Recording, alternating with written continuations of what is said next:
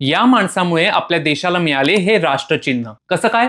चला सांगतो. आपले राष्ट्रचिन्ह म्हणजे ही राजमुद्रा. हे प्रतीक सारनाथ मधल्या अशोक स्तंभावरून घेण्यात आले, पण याचा शोध लावण्याचे क्रेडिट जाते फ्रेडरिक ऑस्कर ऑर्टेल या माणसाला. फ्रेडरिक ऑर्टेल हा ब्रिटिश सरकारसाठी काम करणारा एक सिव्हिल इंजिनियर आणि आर्किटेक्ट होता. त्या काळच्या Thomson college of civil engineering म्हणजे आत्ताच्या IIT रुरकी मध्ये याचे शिक्षण पूर्ण झाले. मग याने काही वर्ष रेल्वेमध्ये तर काही वर्ष PWD मध्ये काम केले. 1903 साली ऑर्टेलचे वाराणसीत पोस्टिंग झाले होते. तेव्हा तिकडे जवळच सारनाथ मध्ये पुरातत्व विभागाचे काम सुरू होते. या कामात भाग घेण्याची परवानगी ऑर्टेलने मिळवली आणि 1904 साली उत्खननाला सुरुवात झाली. ऑर्टेलला या उत्खननात एकूण 476 शिल्प, 41 शिलालेख आणि इतर वस्तू मिळाल्या. पण यातले सर्वात महत्वाचे म्हणजे मार्च 1905 मध्ये सापडलेला हा अशोक स्तंभ. साधारण 2500 वर्षापूर्वी मौर्य साम्राज्याच्या सम्राट अशोकने उभारलेल्या या स्तंभाचा शोध लागणे ही भारतासाठी एक अतिशय महत्वाची घटना ठरली. 26 जानेवारी 1950 रोजी